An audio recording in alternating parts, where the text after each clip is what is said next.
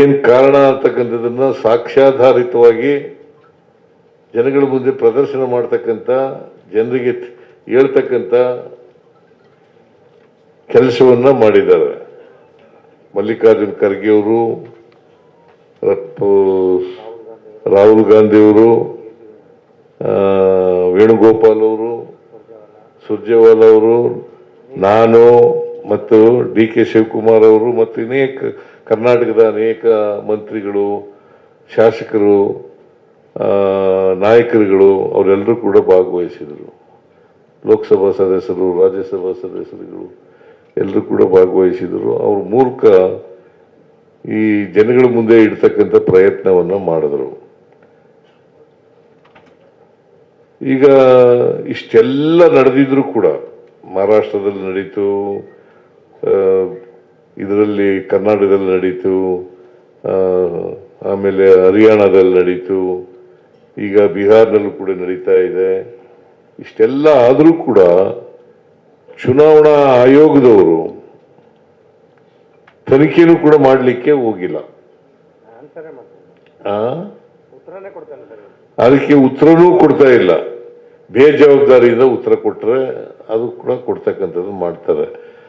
ಸಂವಿಧಾನದ ರೀತಿಯಲ್ಲಿ ಅಥವಾ ಪ್ರಜಾಪ್ರಭುತ್ವದ ರೀತಿಯಲ್ಲಿ ಉತ್ತರ ಕೊಡ್ತಕ್ಕಂಥ ಕೆಲಸವನ್ನು ಮಾಡ್ತಕ್ಕಂಥದ್ದು ಇದು ಚುನಾವಣಾ ಆಯೋಗ ಜವಾಬ್ದಾರಿ. ಬಿಕಾಸ್ ಕೇಂದ್ರ ಸರ್ಕಾರ ಇದೆಯಲ್ಲ, ಬಹುಶಃ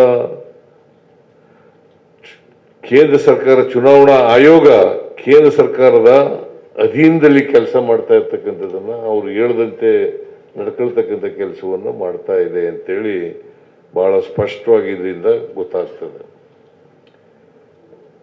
ಇದೊಂದೇ ಅಲ್ಲ, ನರೇಂದ್ರ ಮೋದಿಯವರು ಪ್ರಧಾನಮಂತ್ರಿ ಆದಮೇಲೆ ಎಲ್ಲ ಸ್ವತಂತ್ರ ಸಂಸ್ಥೆಗಳನ್ನೆಲ್ಲ ನಾಶ ಮಾಡ್ತಕ್ಕಂಥ ಕೆಲಸವನ್ನು ಮಾಡಿದ್ದಾರೆ. ಈಗ CBI ಅವರ ಅಧೀನದಲ್ಲಿ ಬರ್ತಕ್ಕಂಥದ್ದು, ED, IT, ಈಗ ಚುನಾವಣಾ ಆಯೋಗ, ಇವೆಲ್ಲವೂ ಕೂಡ ಸಂವಿಧಾನದಲ್ಲಿ ಸ್ವತಂತ್ರವಾಗಿ ಕೆಲಸ ಮಾಡಬೇಕಾಗಿರ್ತಕ್ಕಂಥ ಸಂಸ್ಥೆಗಳು. ಇವು ಈ ಸಂಸ್ಥೆಗಳಿಗೆ ಅವರ ಅಧೀನದಲ್ಲಿ ಇಟ್ಟುಕೊಂಡು ಕೆಲಸ ಮಾಡಿಸ್ತಕ್ಕಂಥ ರೀತಿಯಲ್ಲಿ ಮಾಡ್ತಾ ಇದ್ದಾವೆ. ಇವೆಲ್ಲ ಸ್ವತಂತ್ರ ಸಂಸ್ಥೆಗಳೆಲ್ಲವೂ ಕೂಡ ಸ್ವತಂತ್ರವಾಗಿ ಕೆಲಸ ಮಾಡೋದು ಬಿಟ್ಟು ಕೇಂದ್ರ ಸರ್ಕಾರ ಹೇಳದಂತೆ ಅವರ ಅಡಿಯಾಳಗಳಂತೆ ಕೆಲಸ ಮಾಡ್ತಕ್ಕಂಥ ಪ್ರಯತ್ನವನ್ನು ಮಾಡ್ತಾ ಇದ್ದಾರೆ. ಸೊ ಇದು ಪ್ರಜಾಪ್ರಭುತ್ವಕ್ಕೆ ಮಾರಕ ಅಂತಕ್ಕಂಥ ಮಾತುಗಳನ್ನು ಹೇಳಲಿಕ್ಕೆ ಬಯಸ್ತಾ ಇದ್ದೇನೆ. ಅದಕ್ಕೋಸ್ಕರ ಜನರ ಸಾರ್ವಜನಿಕರ ಗಮನವನ್ನು ಸೆಳೆಯಲಿಕ್ಕೋಸ್ಕರ, ಸಂವಿಧಾನವನ್ನು ಉಳಿಸ್ಲಿಕ್ಕೋಸ್ಕರ, ಪ್ರಜಾಪ್ರಭುತ್ವವನ್ನು ಉಳಿಸ್ಲಿಕ್ಕೋಸ್ಕರ, ಈ ಸ್ವತಂತ್ರ ಸಂಸ್ಥೆಗಳನ್ನು ಉಳಿಸ್ಲಿಕ್ಕೋಸ್ಕರ ನಾವು ಈ ಸಹಿ ಸಂಗ್ರಹ ಆಂದೋಲನ ಪ್ರಾರಂಭ ಮಾಡಿದ್ದೀವಿ. ಇಲ್ಲಿವರೆಗೆ ಸುಮಾರು ಈಗಾಗಲೇ ಡಿ ಕೆ ಶಿವಕುಮಾರ್ ಅವರು ಹೇಳಿದಾಗೆ ಸುಮಾರು 1,12,00,000ಕ್ಕೂ ಹೆಚ್ಚು ಕರ್ನಾಟಕದಿಂದ ಸಹಿ ಸಂಗ್ರಹ ಮಾಡಿದ್ದಾರೆ. ಇದು ಮುಂದುವರಿತಕ್ಕಂಥ ಕೆಲಸ ಆಗ್ತದೆ. ಬಹುಶಃ 10ನೇ ತಾರೀಕಿನಷ್ಟೊತ್ತಿಗೆ ಮೊದಲ ಸಹಿ ಸಂಗ್ರಹವನ್ನು ಕೇಂದ್ರ ಸರ್ಕಾರಕ್ಕೆ ಕಳಿಸಿಕೊಡ್ತಕ್ಕಂಥ ಕೆಲಸ ಮಾಡ್ತೇವೆ. ಆಮೇಲೆ ಇದು ರಾಷ್ಟ್ರಪತಿಗಳಿಗೆ, ಬಿಕಾಸ್ ಈ ರಾಷ್ಟ್ರಪತಿಗಳು, president is the head of the constitution, ಅವ್ರಿಗೆ ಕಳಿಸ್ತಕ್ಕಂಥ ಕೆಲಸ, ಮತ್ತೆ ಚುನಾವಣಾ ಆಯೋಗದ ಮುಖ್ಯ ಆಯುಕ್ತರಿಗೆ ಕಳಿಸ್ತಕ್ಕಂಥ ಕೆಲಸ, ಇದನ್ನ ಮಾಡ್ತಕ್ಕಂಥ ಕೆಲಸವನ್ನ ಮಾಡ್ತೇವೆ. ಸೊ ಈ ಮೂಲಕ ಸಾರ್ವಜನಿಕರ, ಜನತೆಯ ಗಮನವನ್ನು ಸೆಳೀತಕ್ಕಂಥದ್ದು, ಆ ಮೂಲಕ ಜನರಲ್ಲಿ ಜಾಗೃತಿಯನ್ನು ಮೂಡಿಸ್ತಕ್ಕಂಥದ್ದು, ಜನರಲ್ಲಿ ಜಾಗೃತಿಯನ್ನು ಮೂಡಿಸಿ ಈ ಸಂವಿಧಾನ ಸಂಸ್ಥೆಗಳ ರಕ್ಷಣೆ ಮಾಡ್ತಕ್ಕಂಥ ಕೆಲಸವನ್ನು ಮಾಡ್ತೇವೆ. ಸೊ ಇದನ್ನ ಮಾಡಲಿಕ್ಕೋಸ್ಕರವಾಗಿ ಇದು ನಿರಂತರವಾಗಿ ನಡೀತಕ್ಕಂಥ ಕೆಲಸ. ಅದನ್ನು ನಿಮ್ಮ ಮೂಲಕ ಸಾರ್ವಜನಿಕರಿಗೆ ತಿಳಿಸ್ತಕ್ಕಂಥ ಪ್ರಯತ್ನವನ್ನು ಮಾಡ್ತಾ ಇದ್ದೀವಿ. ನೀವು ಮಾಧ್ಯಮದವರು ಕೂಡ ಅನೇಕ ನಿಮ್ಮ ರಿಯಾಕ್ಷನ್ಗಳನ್ನು ಕೂಡ ನೋಡಿದ್ದೀನಿ.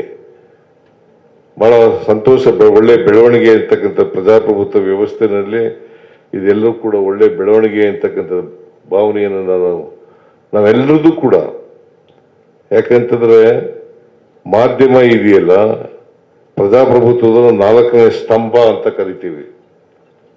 ಈ 4ನೇ ಸ್ತಂಭ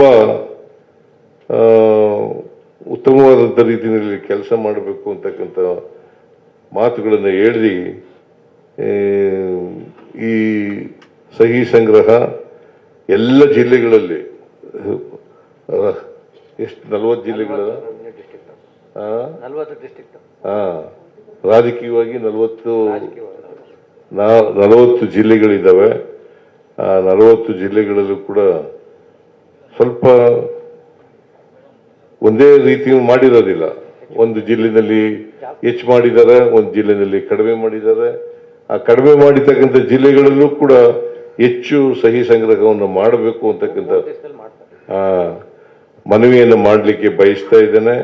ಇನ್ನು 3 ದಿನದಲ್ಲಿ ಮಾಡಿ ಕಳಿಸ್ಕೊಡ್ತಕ್ಕಂಥ ಕೆಲಸವನ್ನು ಮಾಡಬೇಕು ಅಂತಕ್ಕಂಥದ್ದು.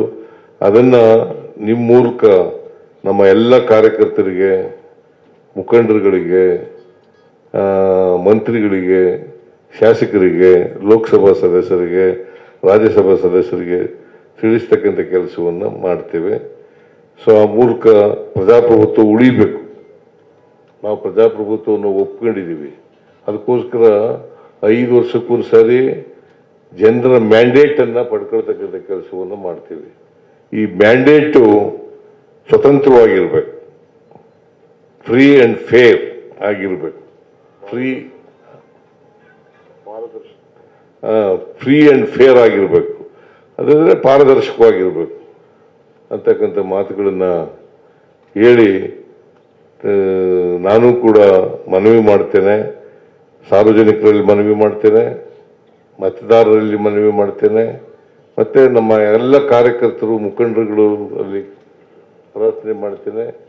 ಇದು ನಾವು ಎಲ್ಲರೂ ಕೂಡ ಸೇರಿ ಪ್ರಜಾಪ್ರಭುತ್ವವನ್ನು ಉಳಿಸೋಣ, ಸಂವಿಧಾನವನ್ನು ಉಳಿಸೋಣ. ಈ ಸ್ವತಂತ್ರ ಸಂಸ್ಥೆಗಳು ಏನು ಮಾಡಿದ್ದಾರೆ ಸಂವಿಧಾನದಲ್ಲಿ, ಇವುಗಳ ಅಸ್ತಿತ್ವವನ್ನು ಕಾಪಾಡ್ತಕ್ಕಂಥ ಕೆಲಸವನ್ನು ಮಾಡೋಣ ಅಂತಕ್ಕಂಥ ಮಾತುಗಳನ್ನು ಹೇಳಿ ನಿಮಗೆಲ್ಲ ನಮಸ್ಕಾರ ಮಾಡಿ ನನ್ನ ಮಾತುಗಳನ್ನು ಮುಗಿಸ್ತೇನೆ.